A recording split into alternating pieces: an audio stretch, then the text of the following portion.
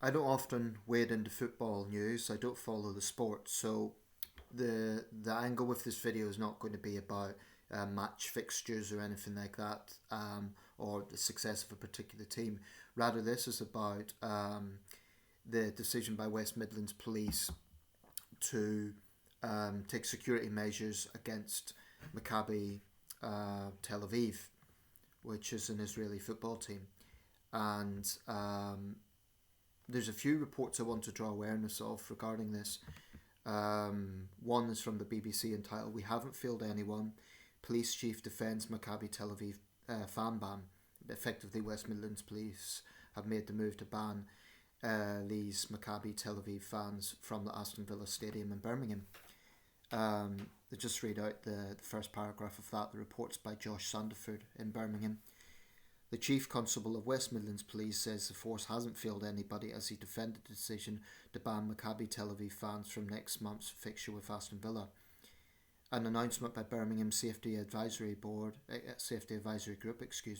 to stop travelling fans attending the Europa League fixture on the 6th of November on safety grounds was widely condemned by politicians, including the Prime Minister.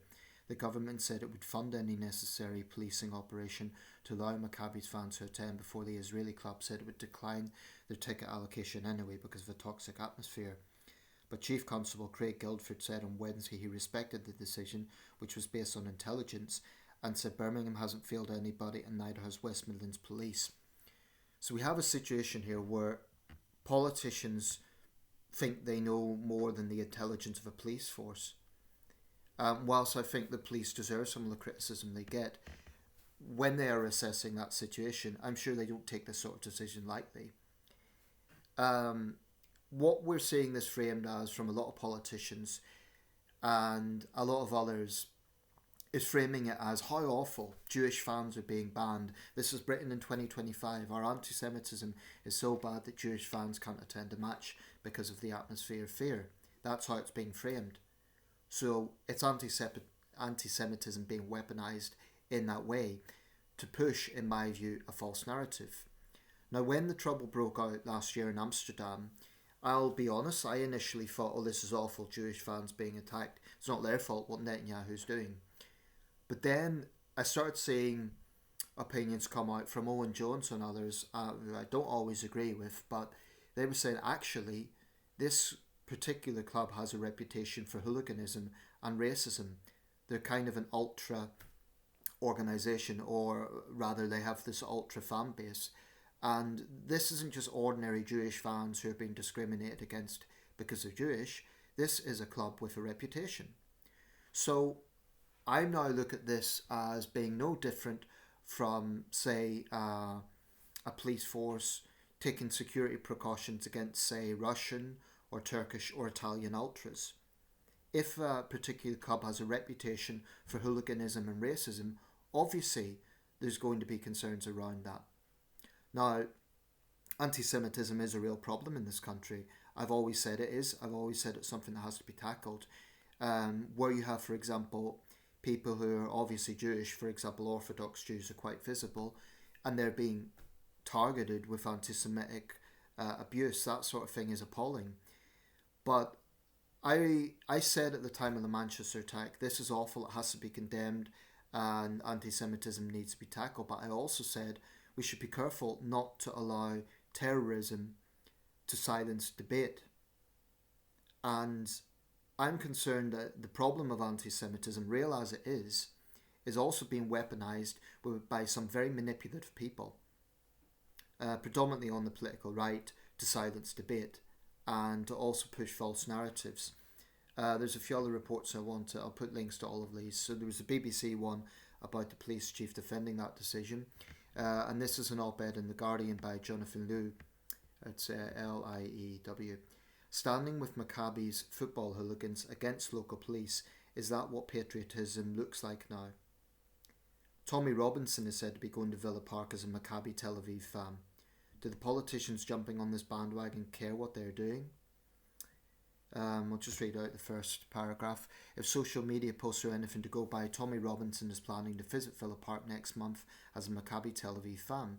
What can possibly have attracted the Luton-born political activist to the Israeli Premier League's second-place club. The stylish all-action midfield player of Dor Peretz, the stirring run to the group stages of the 2004-05 Champions League, perhaps in the fashion of the club's former manager Robbie Keane, Robinson's embrace is simply the fulfilment of a cherished and multifaceted boyhood dream. But of course there is a natural synergy there too, one which we should probably have identified long before the UEFA computer pitted Aston Villa against the club, long known in Israel as the country's team, and inadvertently threw a hand grenade into British politics. Like Robinson, Maccabi attracts a fervent following of young men from the far right who gather at weekends to chant racist and anti-Arab slogans. Like Robinson's disciples, Maccabi's fans have occasionally been known to indulge in a little light violence. A decade ago, Maccabi fans unveiled a banner reading "Refugees Not Welcome," a refrain with which you can imagine the artist formerly known as Stephen Yaxley led and nodding heartily along. In other words, Robinson, as one of Britain's main far-right activists, is aligning himself with like-minded groups across the world, and this is one example. In the Eye, Karen Pollock of she's the chief executive of the Holocaust Educational Trust, Karen Pollock CBE. She has a piece entitled "Banning Maccabi Fans Should Chill All of Us." And she goes on to, rail about anti-Semitism and how awful it is and how this is caving in to anti-Semites. And she talks about how a local imam in Birmingham, apparently the campaign to bar Maccabi fans was led by the independent MP Ayub Khan and supported by a local imam who recently said, "We will not show mercy to the Maccabi fans." Another crucial part of the campaign was the Game Over Israel group, which is campaigning to boycott Israeli football teams, and which includes death to the IDF chanters Bob Phelan. Well, I've said I've no time for Bob Phelan, just for the record. But right now the Israeli government is rightfully controversial because it's killed thousands of civilians. And once again we get into moral hypocrisy here. This outrage from a lot of politicians and the British right and others who want to create this controversy around perceived anti-Semitism don't give a damn. They really don't care about thousands of children being killed in Gaza, and it's relevant because it shows moral double standards. The fourth piece actually that I want to draw attention to is perhaps the most significant. Anyway, what I want to say about Karen Pollock, and someone actually wrote this in the letters the following day, she seems to lack awareness of what Maccabi is actually all about. I don't know, maybe she doesn't follow football. Maybe as a British Jew, she's just sort of assuming this must be an anti-Semitic thing. But I really think that people who are rushing to defend Maccabi should do the homework a little bit and realise that this isn't just ordinary Jewish people. This is a bunch of football hooligans. Is that really the sort of people we should be welcoming with open arms? So I think there's a lot of disingenuous commentary with this. And like I say, politicians across the board are jumping on it. Say how awful, it's anti-Semitic. So they're saying that they know more than the local police force, who will no doubt have made this decision with intelligence that they've got. I'm going to read out this op-ed actually, because Elijah Aldridge is Jewish, and this is what he says. This is in the Tribune magazine. As its shameful response to the Maccabi Tel Aviv ban underlines, the British government is exploiting Jewish suffering to protect itself, not protecting Jewish people and their communities. And there's a picture here of an Orthodox Jewish man holding up a Palestinian flag. The picture's from 2018.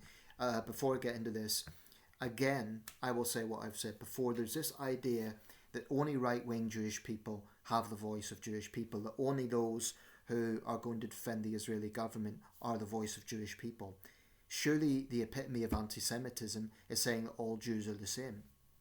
And I think those who claim to represent all Jews need a little bit more scrutiny. It's arrogant and it's false. So those who are saying that the ban on Maccabi football supporters must be anti-Semitic, I don't think they're being entirely honest. Anyway, this is the piece. I'll just read it out because I think he raises some important points. Bear with me, it's not massively long, so I'll just read it out. When West Midlands police announced that Maccabi Tel Aviv supporters would be banned from their clash with Aston Villa, our establishment immediately decried this as an attack on Jews. But as a Jew who attends football weekly, I know this is a lie. This is about the British government using Jews as a shield to excuse racism, whitewash violence and criminalise solidarity with Palestine. Anti-Semitism is being weaponized, not to protect Jewish people, to protect power. It has become the acceptable faces of Islamophobia, used to suppress dissent and justify state compliance and genocide. Now, I wouldn't go along with him on the Islamophobia thing. I think that's... I think that probably these Maccabi fans would come out with anti-Muslim statements, but the Islamophobia thing, I also think that's the irony, both terms are actually weaponized. Islamophobia is used to silence criticism of Islamic extremism, and anti-Semitism is used to silence criticism of right-wing Jewish extremists and Israel apologists. As a Jew, the actions of Israel and the conflation between fascistic fans and Judaism put me in more danger than the people of Aston would. I've been to Villa Park many times. I know the community isn't the problem. Death to Arabs was the chant last November. That's more an Arabophobia thing than Islamophobia, I would say. Was the chant last November before Maccabi Tel Aviv faced Ajax. Hundreds of their fans poured through the streets of Amsterdam, defacing taxis, ripping down Palestine flags and assaulting locals, all under the watch of Dutch police. Yet Amsterdam's mayor ordered the dispersal of a peaceful pro-Palestine protest. Peaceful demonstrators were silenced, hooligans were given a licence to run riot. There were headlines about pogroms declaring it the darkest time for Dutch Jews since the 1940s, following clashes between supporters and Amsterdammers. The same day, Israeli bombs massacred 50 Palestinians in Gaza, including children at a school in a refugee camp. I lived in Amsterdam, often attending matches at the Johan Cruyff Arena, and visited a week before the riots. I drank in local bars, sat among home fans, and never felt unsafe due to my religion, because I'm not a racist hooligan. And this is a Jewish person speaking. So much for an anti-Jewish pogrom. He felt safe.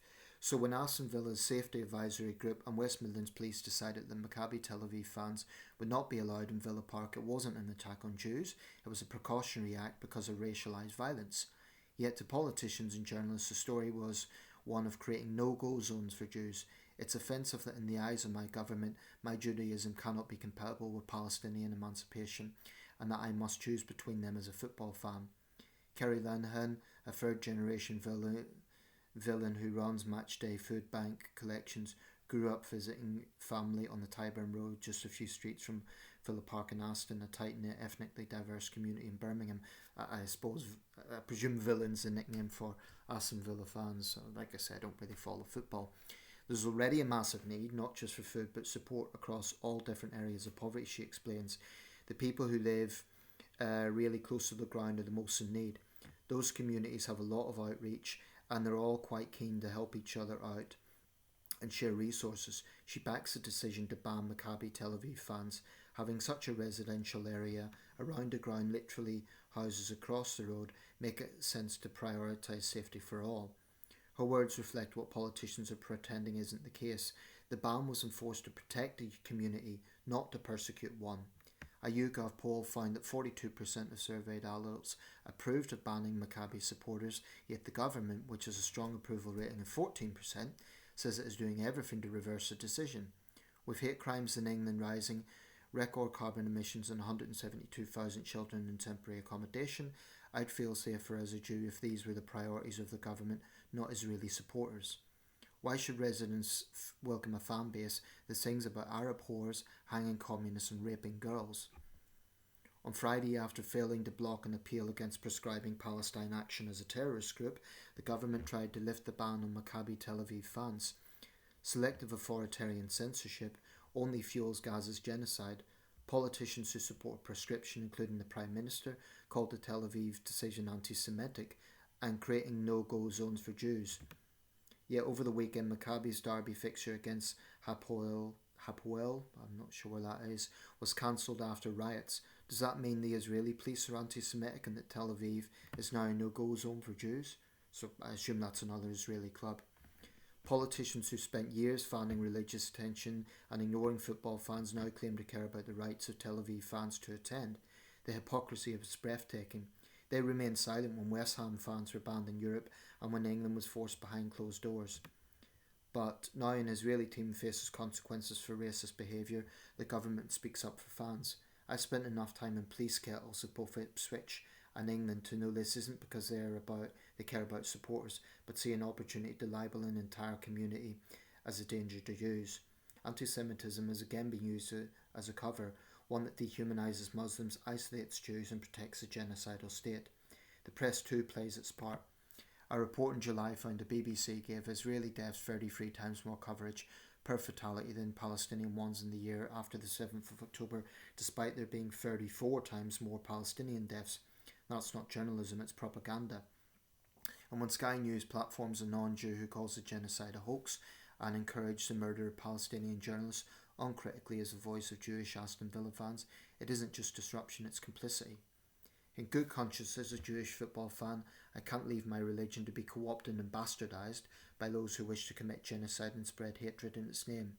Football has always been politicised, but its politics are being hijacked. With Tommy Robinson flaunting a Maccabi shirt in Israel and stickers of Nigel Farage plastering stadium bogs, the far right has seized the space the left has been too slow to enter.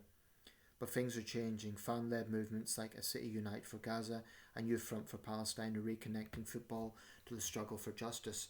I've met Blackburn fans educating fellow supporters on Gaza, Ipswich fans raising over £20,000 for food banks, and Manchester City supporters boycotting over ticket prices.